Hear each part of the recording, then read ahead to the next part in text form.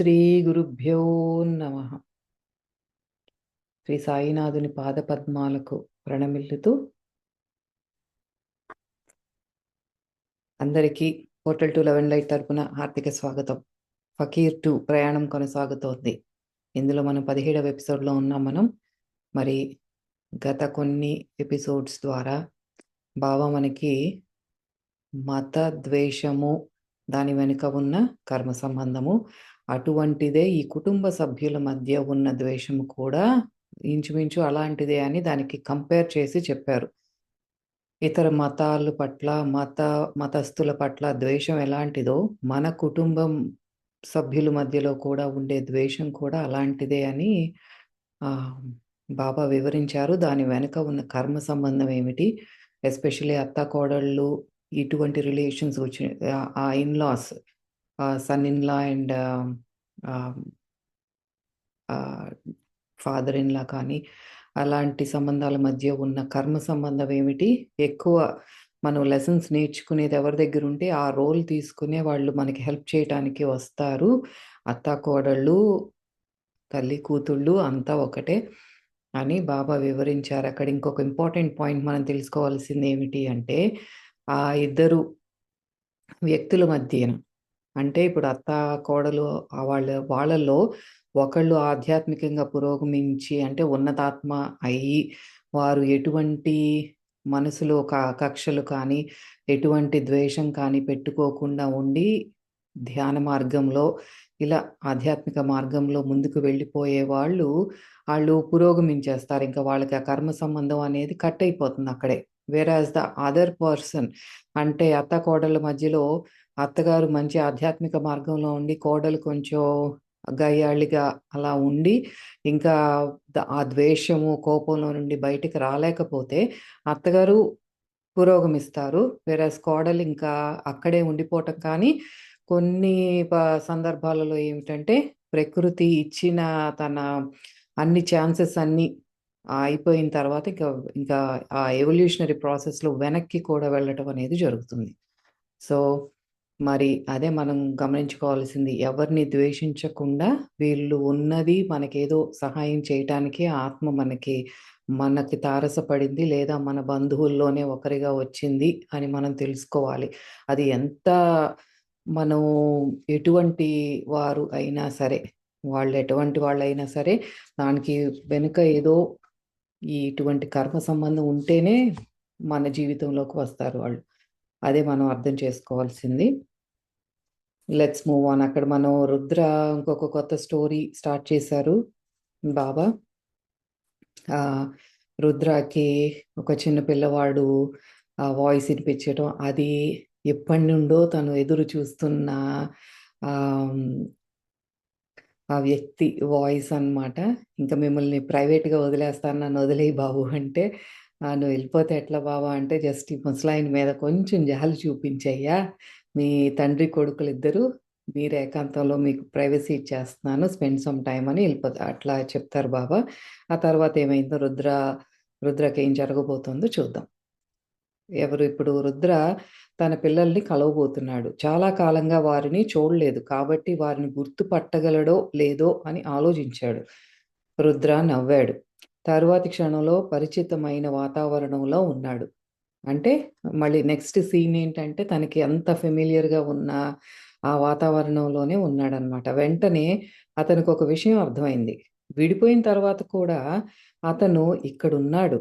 తన పిల్లలతో లెక్కలేని సార్లు గడిపాడు. ప్రతి రాత్రి వర్చువల్గా, కానీ మేల్కొన్నప్పుడు ఎప్పుడూ గుర్తుండేది కాదు. వర్చువల్గా అంటే ఫిజికల్గా ఈ బాడీతో కాకుండా ఆత్మ శరీరంతో కలిసినట్టు అనమాట. కానీ పగలు లేసేపాటికి అదొక కలలాగా ఉండేది, గుర్తుండేది కాదు తనకి. కానీ అదంతా చూస్తుంటే తనకి నిత్యం ఆ కలలో అక్కడికి వెళ్ళినట్టు ఇదంతా ఏదో జ్ఞాపకం వస్తుంది. అతని చుట్టూ చూశాడు. ఆ క్షణంలో బాబా కూడా ఆ గదిలో ఉన్నారు. బాబా నవ్వారు. ఆ నవ్వులో కోట్ల దయగల తల్లుల మరియు మృదువైన తండ్రుల ప్రేమ, కరుణ ఉన్నాయి బాబా నవ్వులో. అదే కదా చెప్పారు అంతకు ముందు కూడా, మనకి పరమాత్మ ప్రేమతో కంపేర్ చేస్తే అది ఒకటి మనకు ఉదాహరణకిచ్చారు. మొత్తం ప్రపంచంలో ఉన్న తల్లిదండ్రులందరూ అంటే చాలా బాగా చూసుకొని, ఎంతో ప్రేమగా చూసుకునే తల్లిదండ్రులందరి ప్రేమ కలిపి ఒక ముద్ద చేస్తే, అది సూర్యుడి మీద ఒక చిన్న డాట్ లాంటిది. ఆ సూర్యుడంత ప్రేమ పరమాత్మదైతే, ఆ చిన్న చుక్క మనందరిది ప్రపంచంలో ఉన్న తల్లిదండ్రులందరి ప్రేమ కలిపితే అదొక చిన్న చుక్క. అంటే ఎంత అపారమైన, అనంతమైన ప్రేమ పరమాత్మది అని అక్కడ చెప్పారు. మరి బాబా కూడా గురు స్వరూపంలో వచ్చిన భగవంతుడే కాబట్టి, ఆయన ప్రేమ కూడా ఎంతో అపారమైనది, అనంతమైనది. ఆయన నవ్వులోనే అంత ప్రేమ అని ఇక్కడ వర్ణిస్తున్నారనమాట. రుద్ర ఏడవాలనుకున్నాడు. అంత ప్రేమను మనం భరించలేం కదా! కళ్ళలోంచి నీళ్లొచ్చేస్తాయి. ఇప్పుడు అతనికి అర్థమైంది. నిజంగా ప్రేమించే వారి మధ్య వీడ్కోలులు లేవు. మరియు నిజమైన విడిపోవడాలు లేవు. ఎందుకంటే తను తపించిపోతున్నాడు పిల్లల కోసం. పె ఎప్పుడైతే ఆ వాతావరణం కానీ, తన పిల్లలున్న ప్లేస్ కానీ అది చూసాడో బాబాని చూసి ఇంకా కళ్ళలోంచి నీళ్లొచ్చేసినియనమాట. అవును. రాబేటా, భౌతికంగా వారు నీ నుండి దూరం చేయబడ్డారు. కానీ ఆధ్యాత్మికంగా మరియు ఆత్మలో నీది నీదిగానే ఉంటుంది. అంటే ఫిజికల్‌గా మనకి బౌండరీస్ ఉంటాయేమో గానీ, ఆత్మగా ఉన్నప్పుడు ఏ బౌండరీస్ లేవు. నా బేటా, నువ్వు నిద్రపోయినప్పుడు ప్రతి రాత్రి నీ పిల్లల్ని కలుస్తున్నావు. ఎట్లా? కలల్లో కలుసుకోవచ్చు కదా మనం. కానీ నిస్సందేహంగా నీ గురువు చేతుల్లో అన్నీ వదిలేసి నిద్రపోయిన రాత్రుల్లో మాత్రమే అది ఒక క్లాజ్ అక్కడ పెడుతున్నారు బాబా. ప్రతి రాత్రి నువ్వు నిద్రలో కలుసుకుంటున్నావు మీ పిల్లల్ని. కానీ ఎటువంటి సందర్భంలో అంటే, మనం పడుకునే ముందు ఎప్పుడైతే బాబాని తలుచుకుంటున్నామో, ఒక గురువుని తలుచుకుంటున్నామో, మన ఇష్టదైవాన్ని తలుచుకుంటున్నామో, ఆయనకే అంతా శరణాగతి, అంతా నీ చేతుల్లోనే వదిలేస్తున్నావు. Whatever happens let it happen అని వదిలేస్తున్నావో, అటువంటి రాత్రుల్లో మాత్రమే నువ్వు నీ పిల్లల్ని కలుసుకున్నావు. నువ్వు ఎక్కువగా త్రాగిన రాత్రుల్లో అంటే ఆల్కహాల్, మద్యం సేవించిన రాత్రుల్లో లేదా కోపంగా, లేదా చిరాకుగా కానీ, దుఃఖంగా కానీ ఉన్న రాత్రుల్లో ఒక వ్యక్తి యొక్క ఆరా మరియు ఆత్మ చాలా బరువుగా ఉంటుంది. నిజంగా ప్రయాణించి తన ప్రియమైన వారిని కలవలేదు. వారు ఇంకా భౌతిక శరీరంలో ఉన్నా లేదా గతించినా. అదే చెప్తున్నారు. మనకంతకు ముందు కూడా ఆరా బరువెక్కిపోయినప్పుడు ఎలా ఉంటుంది, మనకి దివ్యాత్మలు మనకి హెల్ప్ చేయాలన్నా సరే, ఆ ఆరా అనేది ఒక గట్టిగా గోడలాగా ఉంటుంది. వాళ్ళు మనకి హెల్ప్ చెయ్యలేరు. అలాగే ఇక్కడ చెప్తున్నారనమాట. మనం ఎప్పుడైతే చాలా కోపంగా, విసుగ్గా, ద్వేషంతో కానీ ఇలాంటి ఆహ్, మైండ్‌లో పెట్టుకొని ఎప్పుడైతే పడుకుంటామో, పగలంతా ఎన్నో జరుగుతూ ఉంటాయి. అన్నీ మనసులో పెట్టుకొని ఎప్పుడైతే పడుకుంటామో, ఆ రాత్రుల్లో అనమాట మనకి ఫస్ట్ ఆఫ్ ఆల్ ఫిజికల్‌గానేమో సరిగ్గా నిద్ర పట్టదు. నిద్ర పట్టిన పీడ కలలు రావటం ఇవన్నీ జరుగుతాయి. అదే చెప్తున్నారు. మీ ఆత్మ ఎప్పుడైతే బరువుగా ఉంటుందో ఇంకా అది ప్రయాణించలేదు. అంటే మనం ఎవరైతే కలవాలనుకుంటున్నామో వారిని కలవలేదనమాట. కానీ నువ్వు ప్రార్థన చేసిన రాత్రుల్లో శాంతిగా ఉన్నప్పుడు, లేదా కనీసం సానుకూల సమర్పణతో పాజిటివ్ సరెండరెన్స్ అనమాట. అలా ఉన్నప్పుడు ఆ రాత్రుల్లో ఆరా మరియు ఆత్మ శరీరం అంటే స్పిరిట్ బాడీ తేలికగా ఉంటుంది. అంటే మనం పడుకునేటప్పుడు అందుకే ధ్యానం చేసి పడుకున్నప్పుడు ఏంటంటే, మనం బిగినింగ్ ఆఫ్ ద డేనేమో ఈ రోజంతా చక్కగా అవ్వటానికి, ప్రశాంతంగా స్టార్ట్ చేసుకోటానికి పొద్దున్నే మార్నింగ్ మెడిటేషన్ చేసుకుంటాము. డే అంతా చక్కగా ఆ కామ్‌నెస్ అనేది మనం through out the day spread చేసుకుంటాం. అలాగే ఎంతో మందిని కానీ, కలవటం కానీ ఏయో జరుగుతూ ఉంటాయి డే అంతా. సో, ఆ రోజు డంప్ చేసేయాల్సినది ఆ చెత్తంతా కూడా ఆ రాత్రే డంప్ చేసేయాలి పడుకునే ముందు. మనం ఎలా అయితే ఇంట్లో చెత్తనంతా బయట పడేసి, లేతే ఇల్లంతా వాసనొస్తుంది కదా! అలా ఎంత కేర్‌ఫుల్‌గా మన ఇంటిని చూసుకుంటున్నామో, మన దేహం అనే ఇల్లుని కూడా అంతే జాగ్రత్తగా చూసుకోవాలి. బిఫోర్ గోయింగ్ టు బెడ్ మనం ఏదైతే చెత్తని క్యారీ చేస్తున్నామో, ఒక్కటి గుర్తుపెట్టుకోవాల్సిందేంటంటే, ఎవ్రీ నైట్ నేను ఈరోజు ఎవరినన్నా క్షమించాలా అని ఒక్క ప్రశ్న వేసుకోవాలి మనందరం. Is there anybody that I need to forgive today? ఎవరైనా నన్ను విసిగించారా? వాళ్ళ మీద నేనేదన్నా ద్వేషం పెట్టుకున్నానా? ఏదైనా ఎమోషన్ క్యారీ చేస్తున్నానా లోపల? అని ఒక్క ప్రశ్న యేసుకొని పడుకునే ముందు ఓకే. నా బాస్ ఈరోజు నన్నొక మాట అన్నాడు.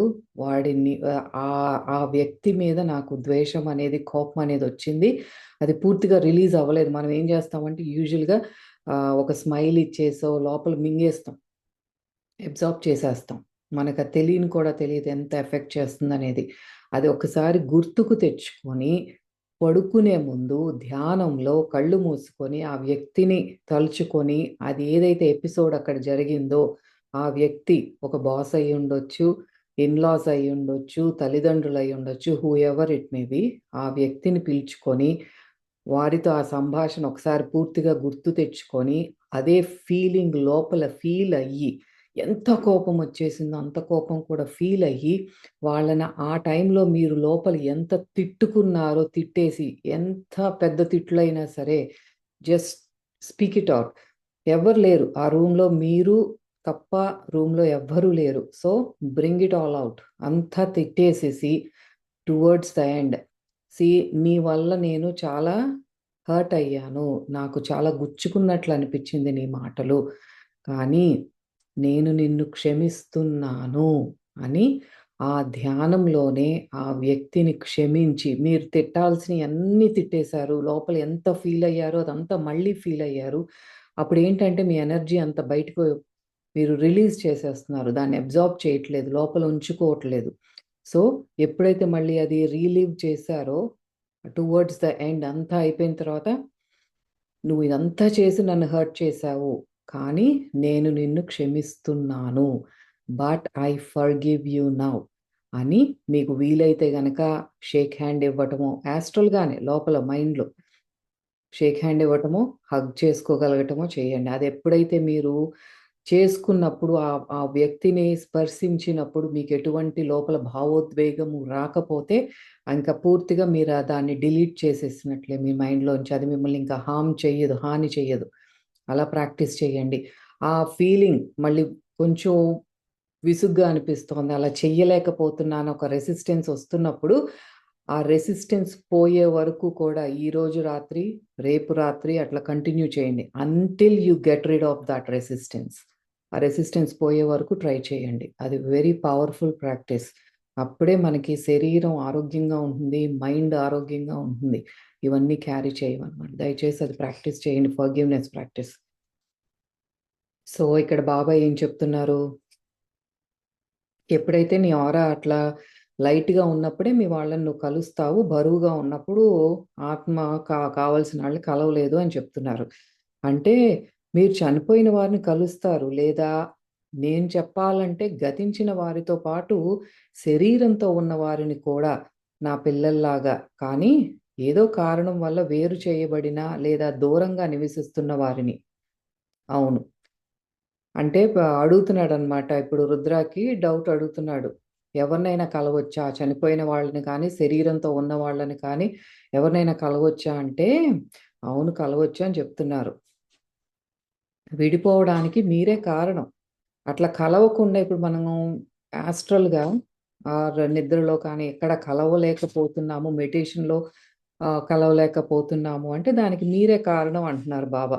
ద్వేషం, కోపం, నిరాశావాదం, అనవసరమైన దుఃఖము, నిస్పృహ, మద్యపానము, మాదక ద్రవ్యాల వ్యసనము, దుర్వ్యసనము, కామము, నకారాత్మకత, అసూయ, ఈర్ష్య ఇటువంటి ప్రవర్తన ఏదైతే ఉందో మరియు ఇలాంటి ఇతర భావోద్వేగాలు ఆత్మ శరీరాన్ని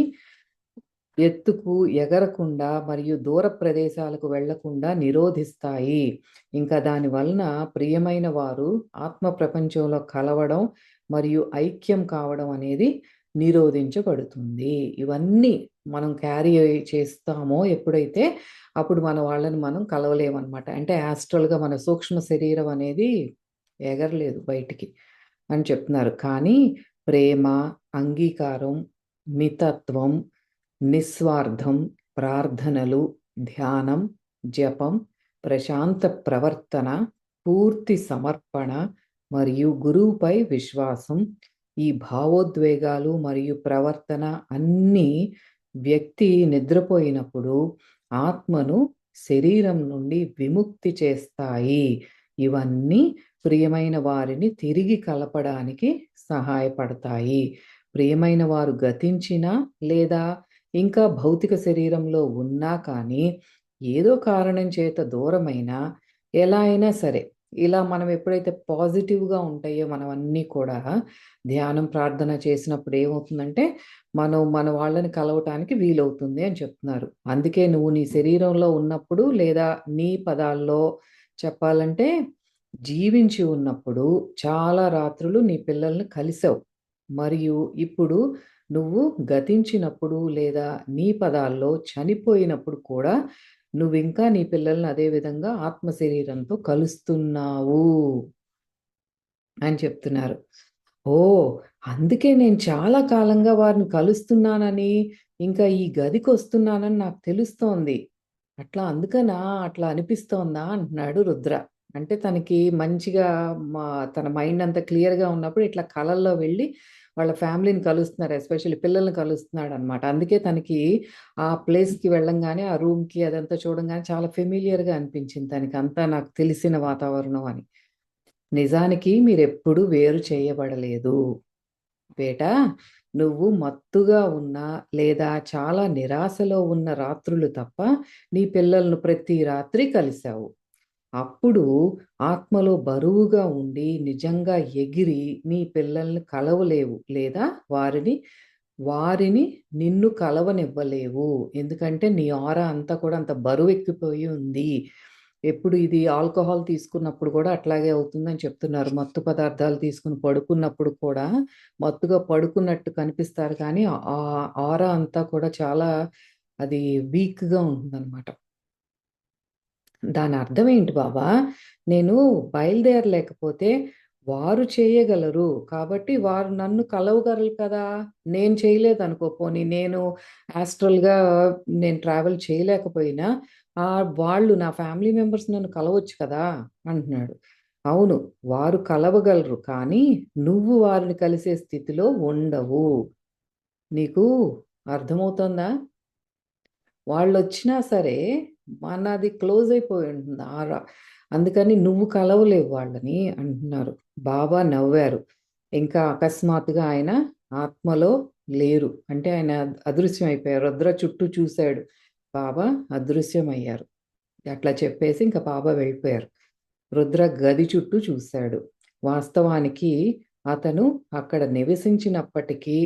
నివసించినప్పటి నుండి గదిలో భారీ మార్పులున్నప్పటికీ రుద్ర ప్రతి మార్పు పరిచితంగా ఉంది అని అర్థమైంది. అంటే వాళ్ళు సెపరేట్ అయిపోయి ఒక 6 ఇయర్స్ దాటిపోయిందంటున్నారు కదా! ఆ 6 ఇయర్స్‌లో ఆ గది కానీ, ఆ ఇల్లు కానీ చాలా చేంజెస్ జరిగినియి. మార్పులు జరిగినియి కానీ రుద్రకు మాత్రం ఆ మార్పులు కూడా తనకి తెలిసినట్లే అనిపిస్తుంది. ఎందుకంటే కలల్లో కలుస్తున్నాడు గాబట్టి. అతనెప్పుడూ వెళ్ళిపోనట్లుగా అనిపిస్తోంది తనకి. బాబా చెప్పింది నిజమే. నిజమైన ప్రేమ ఉన్న చోట విడిపోవడానికి చోటు లేదు. రుద్ర తన కూతురు వైపు కదిలాడు. అప్పుడు అతని గుండె కుంగిపోయింది. ఇప్పుడతనికి గుర్తొచ్చింది. మరియు ఇప్పుడు అతనికి అర్థమైంది. బాబా ఏం చెప్పాలనుకున్నారో. ఏమన్నారు బాబా? "నువ్వు మత్తుగా ఉన్నా లేదా చాలా నిరాశలో ఉన్న రాత్రులు తప్ప, అప్పుడు ఆత్మలో బరువుగా ఉండి నిజంగా ఎగిరి నీ పిల్లలను కలవలేవు. లేదా వారిని నిన్ను కలవనివ్వలేవు" అన్నారు కదా బాబా! అది గుర్తొచ్చింది ఇప్పుడు ఆళ్ళ పాపను చూసినప్పుడు.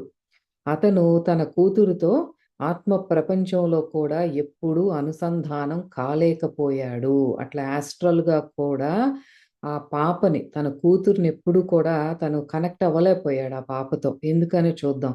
ఆమె ఆత్మ శరీరం అంటే తన స్పిరిట్ బాడీ మరియు భౌతిక శరీరం చుట్టూ ఉన్న ఆరా అంతగా మూసుకుపోయి ఉంది.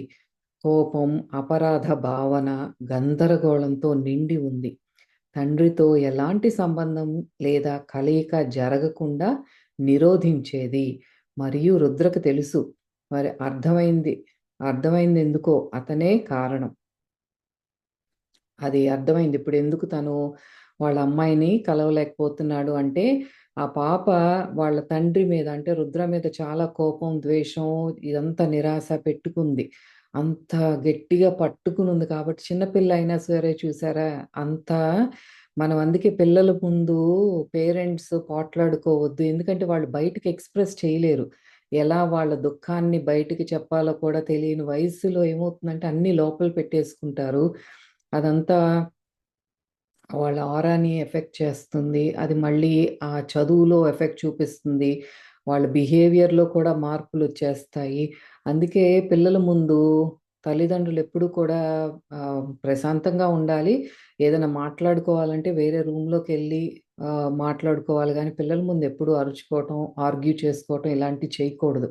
అదే ఇప్పుడు ఆ పాప గూడా అలాగే సఫర్ అవుతోందనమాట. తన ఆరా అంతా కూడా అది అంతా క్లోజ్ అయిపోయింది. విడిపోవడం వలన అతని ఈ కూతురు కోపంగా, చేదుగా మరియు ప్రతీకారంతో మారింది. అతని పట్ల మాత్రమే కాదు, వాస్తవానికి ఆమె చుట్టూ ఉన్న ప్రతి ఒక్కరి పట్ల, ముఖ్యంగా తన పట్ల అంటే రుద్ర పట్ల మరియు ఆమె మోస్తున్న ఈ భారం ఆమె ఆత్మ శరీరాన్ని బరువుగా చేసి, సూక్ష్మ ప్రపంచంలోకి ఎగరకుండా నిరోధించింది. అందుకే ఆ పాప కూడా సూక్ష్మ శరీరం అట్లా సెపరేట్ అవ్వట్లేదు. అంత బరువెక్కిపోయింది అన్నమాట. సూక్ష్మ శరీరంలోనే కదా మనకి మనస్సు ఇయన్నీ ఉండేది.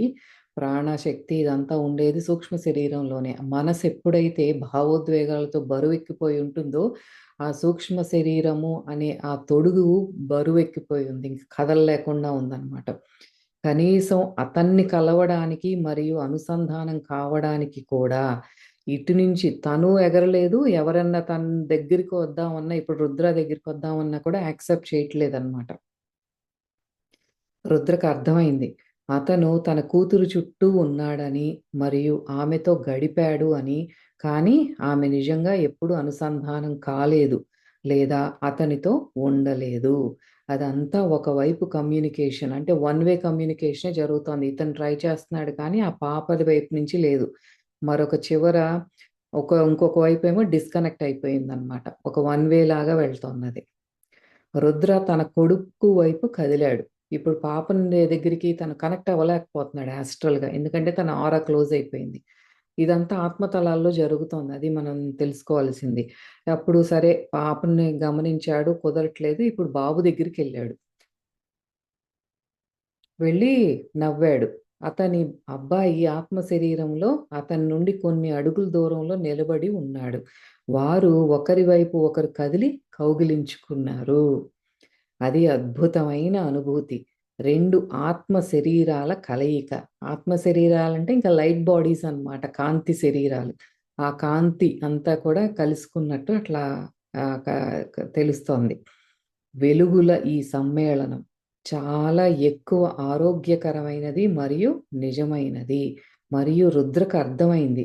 ప్రతి రాత్రి లేదా చాలా రాత్రులు అతను తన పిల్లలను కలిసాడని మరియు ఖచ్చితంగా తన కొడుకుని కౌగిలించుకున్నాడు అని. సంవత్సరాల తర్వాత తన కొడుకుని పట్టుకున్నట్లు అనిపించలేదు. కొన్ని గంటల తర్వాత మాత్రమే తన కొడుకుని పట్టుకున్నట్లు అతనికనిపించింది. అంటే ఏంటంటే మోస్ట్‌లీ అన్ని రాత్రుళ్ళు వాళ్ళిద్దరూ యాస్ట్రల్‌గా కలుస్తున్నారనమాట. వాళ్ళ సూక్ష్మ దేహాలతో ఇద్దరు తండ్రి కొడుకులిద్దరూ బానే కలుస్తున్నారు. అందుకనే ఎప్పుడో విడిపోయినట్టు అట్లా ఏమి అనిపించట్లేదు. ఈ రీసెంట్‌గానే కొన్ని గంటల క్రితమే కలిసానన్న ఫీలింగే వస్తోంది. రుద్ర మరియు అతని కొడుకు గది నుండి బయటికి వెళ్లారు. మరియు అకస్మాత్తుగా రుద్ర తనను తన చిన్నబ్బాయితో సముద్ర తీరంలో కనుగొన్నాడు. అంటే ఇంకొక సీన్ వచ్చేసిందనమాట. ఆ రూమ్‌లో నుంచి హగ్ చేసుకున్న తర్వాత నెక్స్ట్ సీన్ ఏంటంటే వాళ్ళొక బీచ్‌లో ఉన్నారు. సముద్ర తీరంలో ఉన్నారు. అది పగటి సమయం. అది డే టైమ్ గూడా. మరియు రుద్రకు అర్థమైంది. అతని కొడుకు గతించిన రోజులను మళ్ళీ జీవించాలనుకుంటున్నాడు అని. అంటే తన బాబు ఏదైతే తను మిస్ అయ్యాడో వాళ్ళ నాన్నని, ఆ రోజుల్లోకి వెళ్ళి ఆ డేస్ మళ్ళీ రీలివ్ చేయాలి అని ఆ బాబు అనుకుంటున్నాడు. అందుకని అప్పుడు ఆ ఏజ్‌లో ఎట్లా ఉన్నాడో అట్లాగే ఆళ్ళ నాన్నతో వాడికి బీచ్‌లో ఆడుకోవాలనుంది. అట్లా వాడు యాస్ట్రల్‌గా అది అనుభూతి చెందుతున్నాడనమాట.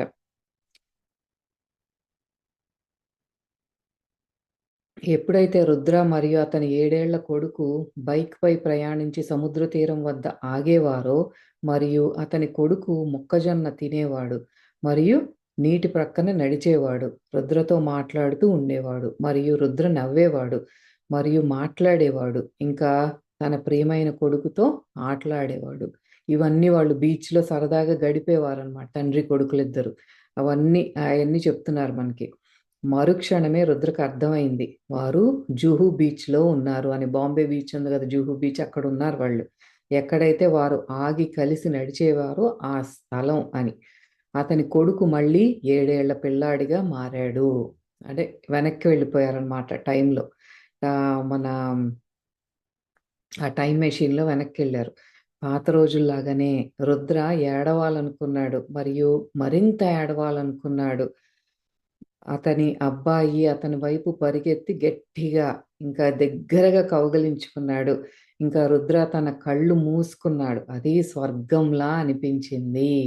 గట్టిగా హగ్ చేసుకున్నాడు ఆ చిన్నాడిని. హగ్ చేసుకుంటే అదే తనకి ఎప్పటినుంచో తపించిపోతున్నాడు రుద్ర. అది ఇంక తనకి స్వర్గంలాగా అనిపించిందనమాట. కొంతసేపటి తర్వాత వారిద్దరూ బైక్‌పై తెలిసిన ప్రదేశాలకు వెళ్తున్నారు. నవ్వుతూ, కబుర్లు చెప్పుకుంటూ, ఇంకా జపం చేస్తూ, మరియు భౌతిక ప్రపంచంలో కలిసున్నప్పుడు చేసే వాటన్నింటినీ చేస్తూ, ఇంకా రుద్రకు అర్థమైంది. వారు అటువంటి రోజులను చాలా సార్లు మళ్ళీ జీవించారు అని. అన్నింటిలో ఉత్తమమైన విషయం ఏంటంటే, అది చాలా నిజంగా అనిపించింది. అది అతీతంగా అనిపించింది. అదేదైతే ఆ క్షణాలు తను ఆ బాబుతో అనుభవిస్తున్నాడో చాలా రియల్‌గా అనిపించేది. అదేమి కలల లాగానో దూరమైపోతుందని ఏం లేదు. They are just living that moment. వాస్తవికత ఏమిటి అని రుద్ర ఆశ్చర్యపోయాడు. అసలు ఏంటి నిజమిక్కడ అని. ఇది నిజమా? లేక అది నిజమా? లేక ఏదీ నిజం కాదా? లేక అన్నీ నిజమేనా? అదే కదా! మనకిప్పుడు జాగృత అవస్థలో ఇదంతా నిజం అనుకుంటున్నాము. మరి సూక్ష్మ శరీరంతో ఒక కలలాగా ఆ శరీరంతో గడిపిందంతా కూడా నిజమే అవ్వాలి కదా! ఇక్కడుండి చూస్తేనేమో అది కలలాగా ఉంటుంది. ఆ కలలో నుండి ఇటు చూస్తేనేమో ఇది కలలాగా ఉంటుంది. మరి ఇది నిజమా? అది నిజమా? ఏది నిజం? అని అనుకుంటున్నాడు. మరి మృగతృష్ణ ఏమిటి? అతని శరీరంలో ఉండటమా? లేక అతని కల స్థితి మరియు సూక్ష్మ ప్రయాణమా? లేక ఇది సూక్ష్మ ప్రపంచంలో భౌతిక రోజులను మళ్ళీ జీవించడమా? కానీ భౌతిక శరీరంలో జీవించిన రోజుల కంటే ఇది మరింత నిజంగా అనిపించిందా?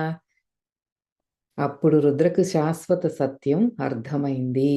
అటువంటి స్థితులన్నింటిలోనూ ఒక వ్యక్తి తన ఆత్మకు మరియు తన ప్రభువుకు నిజాయితీగా లోపల స్పందిస్తున్న ప్రభువుతో జీవించాలి.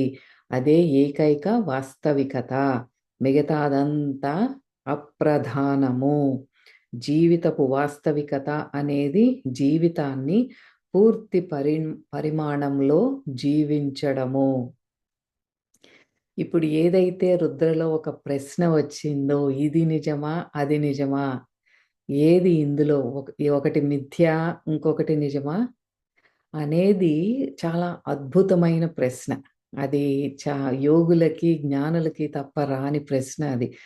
మనం ఇప్పుడేంటంటే పడుకునున్నాం. ఇప్పుడు ఇదంతా మనకి సెన్సెస్ ఉన్నాయి. మన పంచేంద్రియాలున్నాయి. ఇవన్నీ మనం ఫీల్ అవ్వగలుగుతున్నాము కాబట్టి ఇది నిజంగా అనిపిస్తోంది. సో, మళ్ళీ పడుకున్నప్పుడు ఒక కలలో ఉన్నప్పుడు అది నిజంగా అనిపిస్తుంది. You are living that. మంచి స్వప్నం వచ్చింది. ఇప్పుడు వీళ్ళలాగానే ఏదో బీచ్‌లోనో ఎక్కడో ఉన్నాము. మంచి అక్కడ అది డిస్టర్బ్ అయ్యే వరకు, ఆ కల డిస్టర్బ్ అయ్యే వరకు అందులో అనుభూతి చెందుతాం అదంతా కూడా. You really feel it. ఆ మనస్సు కూడా యాక్టివేషన్‌లో ఉంది స్వప్న స్థితిలో. అప్పుడు అదే నిజంగా అనిపిస్తుంది. కానీ ఈ రెండిటిని కూడా గమనించేది ఇంకొక స్థితి ఉంది. అంటే మత్తు నిద్రలో ఉన్నప్పుడు ఇంక మనకేం తెలీదు. కానీ ఈ స్థితులన్నింటి వెనుక ఉన్నది ఒకటి. అదే ఉనికి. ఆ ఉనికి గురించి మాట్లాడుతున్నాడిక్కడ రుద్ర. వీటన్నింటి వెనక ఏదో ఉంది. ఏదో ఒక శక్తి ఉంది. అది. అదే అసలైన నేను. అదే ఉనికి. ద ఎగ్జిస్టెన్స్ అన్నమాట. అదే సాక్షిభూత తత్వం, అదే తురియా స్థితి. డీపర్ లెవెల్‌లో మనం తెలుసుకోవాలంటే ఇప్పుడు రుద్ర చెప్పేది అదే అన్నమాట. తన వంతు శ్రేష్ఠతను ఇవ్వడం మరియు మిగిలినదంతా గురువుకు వదిలేయడం మరియు అంతే. మరేం ముఖ్యం కాదు.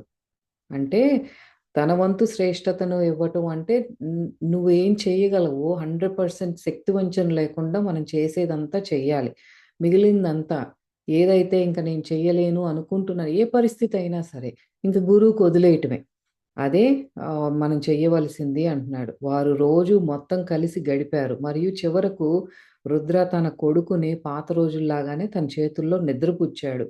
అదే గదిలో, అదే ఫ్యాను చేసే కీచుమనే ఆ శబ్దంతో మరియు అతని కొడుకు నిద్రపోతున్నప్పుడు అకస్మాత్తుగా రుద్ర సముద్రం పక్కన ఉన్న ఒక క్యాబిన్‌కి తిరిగొచ్చాడు. బాబాతో కూర్చొని నవ్వుతూ, ఇంకా ప్రేమగా అతనికి చిల్లం తాగడానికి అందించాడు. ఇంక తను గడిపేశాడు. అంటే ఏదైతే తను స్పెండ్ చేయాలి టైం అనుకున్నాడో, ఆ బాబుతో చక్కగా తనివి తీరా స్పెండ్ చేసేసి, బాబుని నిద్రపుచ్చేసి, ఇంక తర్వాత నెక్స్ట్ సీన్ ఏంటంటే, తన క్యాబిన్‌లోకొచ్చేసాడనమాట. బాబా దగ్గరికొచ్చేసి, బాబాకి చిల్లం వెలిగిస్తున్నాడు. బాబా, నేను నిన్ను ప్రేమిస్తున్నాను. మీరు నన్ను నా పిల్లల నుండి నిజంగా వేరు చెయ్యలేదు. మీరు మేం దాదాపు ప్రతి రాత్రి కలుసుకునేలా చూసుకున్నారు. ఇంకా ఆపై మా కోసం రాత్రిని పగలుగా కూడా మీరు మార్చారు. బాబాతో అంటున్నాడనమాట. బాబా, నేను నిన్ను చాలా ప్రేమిస్తున్నాను బాబా. ఐ లవ్ యూ బాబా. రోజు నా పిల్లల్ని కలుసుకునేలాగా చేసిందే నువ్వు. ఆహ్, మళ్ళీ ఆ నైట్‌ని డేగా మార్చేసావు. అంటే ఇప్పుడు ఇది కలలో ఉన్నామంటే మనం నైట్ జరుగుతోంది. కానీ ఆ కలలో ఏంటంటే డే టైమ్‌లో బీచ్‌లో గడిపినట్టు ఇదంతా కూడా మార్చేసావు కదా బాబా! అని అంటున్నాడనమాట. నేను మొదటి నుండి నీకు చెప్పడానికి ప్రయత్నిస్తున్నది ఇదే. అదే అంటున్నారు బాబా. ఫస్ట్ నుంచి నేను నీకదే గదా చెప్పేది. మన అవతార్ మెహర్ బాబా తరచుగా చెప్పినట్లు దేవుడు కరుణామయుడు. కానీ దేవుడు చేరే మార్గం మాత్రం కరుణ లేనిది. దయలేని మార్గం. దేవుడు కరుణామయుడే కరెక్టే. భగవంతుడు ఎంతో కరుణామయుడు. ప్రేమమూర్తి. ఆయనకింక వేరే ఇంక క్లేశాలనేవి ఏమి లేవు. మరి ఆ భగవంతుడిని చేరే మార్గమే కష్టతరంగా ఉంటుంది. ఆ మార్గం అంటే ఏంటి? మన మనసులో ఉన్న మలినాలన్నీ, ఈ మనసంతా మాయ అని మనం అనుభవపూర్వకంగా తెలుసుకునే మార్గం ఏదైతే ఉందో అది కొంచెం కష్టంగా ఉంటుంది. అంటే పొద్దున్నే లేసి మెడిటేషన్‌లు చేయటం ఇయన్నీ కొంచెం కష్టమే కదా! మళ్ళీ ఆ కర్మ ప్రక్షాళన అని, మనం తెచ్చుకున్న కర్మలన్నీ క్లియర్ చేయాలని ఇయన్నీ కూడా కొంచెం కష్టతరమైన మార్గమే అంటున్నారు. ప్రియమైన వారిని వేరు చెయ్యాలి అని మేవెందుకు కోరుకుంటామయ్యా? అంటున్నారు బాబా. మరణాలు లేనట్లుగానే విడిపోవడాలు కూడా లేవు. అంతే కదా! మరణమేమి లేదు. కామాలే ఉంటాయి. ఫుల్ స్టాప్ కాదు. ఫుల్ స్టాప్ ఎప్పుడంటే పరమాత్మలో లయం అయినప్పుడే అది ఫుల్ స్టాప్. అంతేగాని అప్పటి వరకు ఈ మరణం ఇయన్నీ కూడా ఒక ఏది నెక్స్ట్ ఫేజ్‌లోకి వెళుతున్నాము అన్నట్టు అన్నమాట. నువ్వు నీ పిల్లలను చాలా తరచుగా కలుస్తున్నట్లుగానే అదే విధంగా గతించిన వారు తమ ప్రియమైన వారిని చాలా తరచుగా కలుస్తారు. అంటే మన ఇంట్లో ఫ్యామిలీ మెంబర్స్ ఎవరైనా చనిపోయినట్లయితే కూడా మనం యాస్ట్రల్‌గా వాళ్ళని తరచుగా కలుస్తానే ఉంటాం అని చెప్తున్నారు. వాస్తవానికి నీ ప్రియమైన వారిని కలవకుండా ఉండగలిగే ఏకైక మార్గం నువ్వు నిన్ను కోపము, ద్వేషము, నిరాశ, దుఃఖము, తాగుడు లేదా మాదక ద్రవ్యాల అత్యధిక వినియోగము లేదా ఆహార వ్యసనము, కామంతో చుట్టుముట్టుకోవడము. కానీ నువ్వు ప్రశాంతంగా ఉంటే, నీ వినియోగంలో మరియు నీ ప్రవర్తనలో మితంగా ఉంటే, ధ్యానంలో లేదా ప్రార్థనలో లేదా జపంలో ఉంటే, లేదా కేవలం సానుకూల సమర్పణలో ఉంటే, అప్పుడు నువ్వు గతించిన నీ ప్రియమైన వారిని వచ్చి నిన్ను కలు కా ఆహ్, వారిని వచ్చి నిన్ను కలవనిస్తావు. మరియు నువ్వు ఎప్పుడూ చేసినవి లేదా చేయడం ఇష్టపడనివి చేస్తూ నీ సమయాన్ని గడుపుతావు. అదే మళ్ళీ చెప్తున్నారనమాట. మేమెక్కడా మిమ్మల్ని ఆపము. మీ ప్రియమైన వాళ్ళని కలుసుకునేలాగానే మేము చేస్తాం. అసలు వాళ్ళెక్కడికెళ్లారని ఎక్కడికెళ్ళలేదు. వాళ్ళందరూ ఇక్కడే ఉన్నారు. అంటే వేరే చొక్కాలేసుకొని ఎక్కడ వేరే జన్మలు తీసుకోవటం అంతే గాని ఆత్మకు మరంతే కదా! ఆ! అంత డీపర్ లెవెల్‌లో చెప్తున్నారనమాట.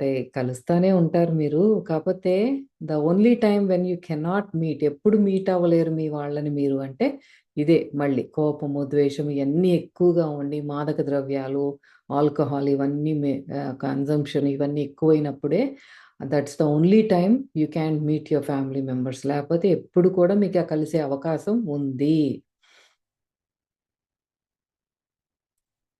అవును. నువ్వు మేల్కొన్నప్పుడు చాలా తరచుగా గుర్తుంచుకో. ఎందుకంటే ప్రకృతి నిన్ను క్షణంలో జీవించేలా ప్రోగ్రామ్ చేసింది. గతంలో లేదా భవిష్యత్తులో కాదు. అందుకే నువ్వు నీ గత జన్మలను గుర్తుంచుకోవు. మనకి బాబా చెప్పేదేంటి అంటే, మనకి ఈ అన్నిట్లో జపం కానీ, ప్రార్థన కానీ, మనకి ఆ పాజిటివ్ సరౌండెన్స్‌లో ఉన్నప్పుడు, మనం ప్రియమైన వాళ్ళని చక్కగా కలుసుకోవచ్చు. బ్యాడ్ నెగెటివ్ ఎమోషన్స్‌తో ఉన్నప్పుడు కలుసుకోలేము. అది కీ పాయింట్ ఇక్కడ. మనకి మేల్కొన్నప్పుడు అంటే జాగృత అవస్థలో ఉన్నప్పుడు మనం ఈ ప్రకృతి అనేది ఈ వర్తమాన క్షణంలో ఉండేలాగానే నిన్ను ప్రోగ్రామ్ జేసింది. సో, గతంలో లేదా భవిష్యత్తులో ఉండేలాగా మన బ్రెయిన్ ప్రోగ్రామ్ అవ్వలేదు. ఇది మన మైండ్‌తో చేసుకున్న మాయ ఏంటంటే ఎప్పుడు కూడా పాస్ట్‌లోను, ఫ్యూచర్‌లోను ఉండటం ఏంటి అంటే మన మైండ్ చేసిన మాయలో పడిపోయాము అని. అందుకే మనకేంటంటే గత జన్మలు మనం గుర్తుంచుకోలేము. ఎందుకంటే మన ప్రోగ్రామింగ్ కాదది. మన ప్రోగ్రామ్ ఏంటంటే నౌ మొమెంట్‌లో ఉండటం, వర్తమాన క్షణంలో ఉండటం. నువ్వు వాటిని మళ్ళీ జీవిస్తూ ఉంటావు లేదా వాటిని కీర్తిస్తూ ఉంటావు లేదా వాటి కారణంగా నిన్ను నువ్వు కొరడాతో కొట్టుకున్నట్లుగా బాధపడుతూ ఉంటావు. ఏది మనకు గతం గనక గుర్తుంటే ఇవన్నీ నిన్ను నువ్వు బాధపడుతావు. అయ్యో! ఇప్పుడు ఆ జన్మలో ఎందుకంత తప్పులు చేశాను నేను. ఇలా చేసుండాల్సింది కాదు కదా! అని నిన్ను నువ్వు కొరడాతో కొట్టుకుంటావు. అందుకే మనకి ఇచ్చిన బహుమతి ఏంటంటే ఆ మరుపు. ఏదైతే జరిగిపోయిందో గత జన్మల్లో వాటిల్లో మనకు గుర్తుండదనమాట. అదే మనకి ప్రకృతి ఇచ్చే వరం. లేపోతే అవే మళ్ళీ జీవిస్తూ ఉంటాము. అదే విధంగా మేము సాధారణంగా నీ సూక్ష్మ సమావేశాలు, పునర్నిర్మా పునర్నిర్మలాలు మరియు ప్రయాణాలను గుర్తించుకోనివ్వము. అంటే మనకి ఇప్పుడు యాస్ట్రల్‌గా ఎవరైతే మనం నిద్రలో కానీ, మెడిటేషన్‌లో కానీ ఎవరినైతే కలుస్తున్నామో, ఇవన్నీ కూడా ఈ దివ్యాత్మలు మనకి గుర్తుంచుకోనివ్వరు అంట. మేల్కొని ఉన్నప్పుడు వర్తమానంపై దృష్టి పెట్టు. మళ్ళీ చెప్తున్నారు బాబా. మనం జాగృత అవస్థలో డే టైమ్‌లో ఉన్నప్పుడు వర్తమాన క్షణం పైనే నువ్వు దృష్టి పెట్టు. అయితే వాస్తవానికి కోపం మరియు ఆగ్రహంతో తనను తాను నింపుకున్న మరియు బాగా నిజంగా బ్రెయిన్ వాష్ చేసి ఈ ప్రక్రియలో పాల్గొన్న మీ కుమార్తె వలె మీరు ఒక ఆత్మగా ఆమెను కలుసుకోవచ్చు మరియు నయం చేయడానికి ఒక మాధ్యమంగా ప్రయత్నించగలవు. అప్పుడు మనము ఈ వర్తమాన క్షణంలో ఉన్నట్లయితే మనం ఈ, ఈ పాపకి ఎట్లా అయితే ఆరా అనేది బాగా అది ఎవరిని ఎలౌ చేయట్లేదో, మనం అటువంటి వ్యక్తులకి హెల్ప్ చేయగలుగుతాం. ఎప్పుడు మనం వర్తమాన క్షణంలో ఉంటే. అంతకు ముందు కూడా జరిగింది గదా! ఇతని ఫ్రెండ్ ఇప్పుడు ఈ పాపకింత ద్వేషం పెరగటానికి స్నేహ అనే తన ఫ్రెండ్ ఒక అమ్మాయి కారణం. ఆ అమ్మాయి అదే సూసైడ్ చేసుకోబోతే అక్కడ రుద్ర ఎళ్లి హెల్ప్ చేస్తాడు. ఆ అమ్మాయి ఆరా కూడా చాలా డార్క్‌గా అంతా క్లోజ్ చేసేసుంటే బాబా చెప్తారు, "నువ్వు ప్రార్థించు ఆ అమ్మాయి కోసం. అప్పుడు మేము హెల్ప్ చేయగలుగుతాం" అంటే అప్పుడు తను ప్రార్థన చేసి నేను క్షమిస్తున్నాను అన్నప్పుడు బాబా తనకి కాంతి పంపించగలుగుతారు. అట్లాగే మనం ఎప్పుడైతే వర్తమాన క్షణంలో ఉంటామో, ఇప్పుడు ఈ పాప ఆరా ఎట్లయితే క్లోజ్ అయిపోయిందో అట్లాంటి వాళ్ళకి కూడా మనం హెల్ప్ చేయగలుగుతాము. కానీ ఆమె తన మనస్సు, హృదయం మరియు ఆత్మలో అలాగే ఆమె ఆత్మ శరీరాలు మరియు ఆరాలో మోస్తున్న భారమంతా వదిలించుకునే వరకు సూక్ష్మ సమావేశము మరియు పునర్నిర్మలనము అసాధ్యము. మరియు సూక్ష్మ ప్రయాణం కూడా అసాధ్యం అన్నమాట. అట్లా కొంతవరకు ఆరా క్లెన్స్ అయ్యే వరకు ఇవేమీ జరగవు. పిల్లలు ఆత్మలో స్వేచ్ఛగా ఉంటారు. కాబట్టి చాలా సూక్ష్మ ప్రయాణాలు చేస్తారు. పిల్లలు నిద్రపోయేటప్పుడు కిలకిలా నవ్వడం, చిన్నగా నవ్వడం, మరియు అరవడం, మరియు పేర్లు పిలవడం చూస్తావు. అదే పిల్లలు నిద్రలో మాట్లాడటం ఇయన్నీ నవ్వుకోవటం ఇయన్నీ చూస్తాం కదా! శిశువులు నవ్వుతారు మరియు కిలకిలా నవ్వుతారు. కానీ మీరు పెద్దవారవుతున్న కొద్దీ మరియు మీ ఆత్మ చాలా మందికి లేదా ఎక్కువ మందికి బరువెక్కుతుంది. పెరిగే కొద్దే కదా! చిన్నపిల్లలప్పుడు అంతా చక్కగా ఆడుకుంటారు. హాయిగా మంచి నిద్రపోతారు. పెరిగే కొద్దే కొంచెం టీనేజ్ వయసు దగ్గరికొచ్చేటప్పటికి ఇట్లా ఏయేయో ఆలోచనలు చేయటం, ద్వేషాలు పెంచుకోవటం, స్కూల్లో ఏదో అయింది అని మనసులో పెట్టుకోవటం, ఇవన్నీ పెట్టుకొని బరువెక్కిపోతుందనమాట ఆర. సూక్ష్మ ప్రయాణం ఆగిపోతుంది. లేదా చాలా అరుదుగా జరుగుతుంది. ఇంక వాళ్ళకి యాస్ట్రల్ ట్రావెల్ ఆగిపోతుందనమాట. టీనేజ్ నుంచి అడల్ట్ ఇయర్స్‌కి. ఎందుకంటే ఇవన్నీ వీటి వల్ల. నీ కొడుకు తన హృదయాన్ని మరియు ఆత్మని బరువుగా మార్చుకోలేదు.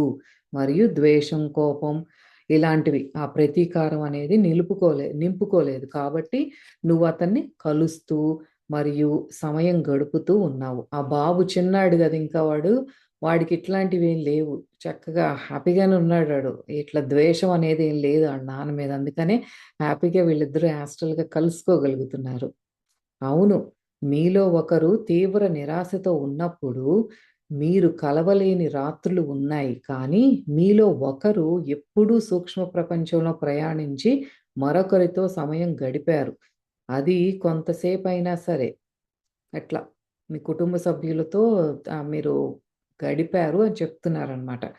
ఒకళ్ళు క్లియర్‌గా ఉన్నారంటే వాళ్ళ ఆ సూక్ష్మ శరీరం తిరుగుతూ ఉంటుందనమాట వాళ్ళ కోసం.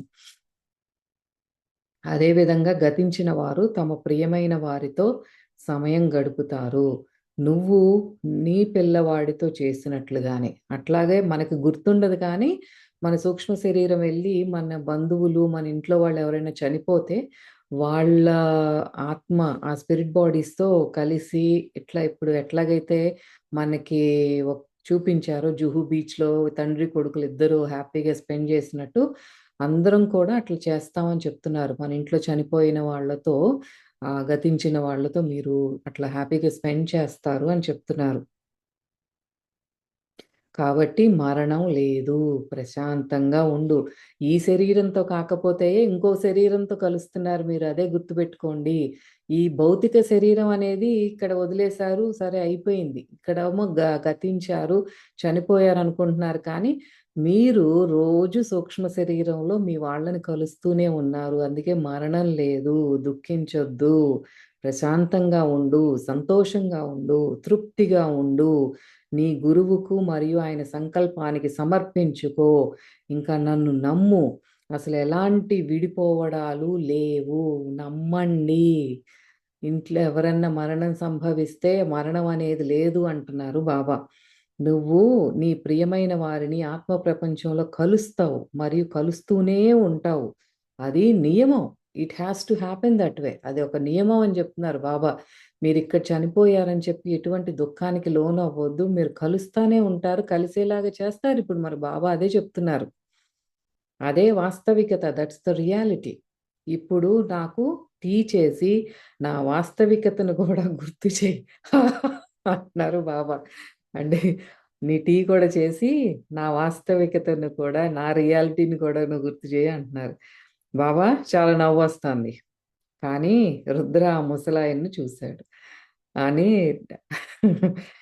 జోక్స్ యేసుకుంటున్నారిద్దరు. అతను మొదట మోకరిల్లాడు మరియు ఆపై బాబా ముందు సాష్టాంగపడ్డాడు. అతను ఏడవగలిగితే ఏడ్చేవాడు. అంతటి ప్రేమ మరియు కరుణ కోసం మరియు ప్రియమైన వారిని ఎప్పటికీ విడిపోనివ్వకుండా ఉంచినందుకు.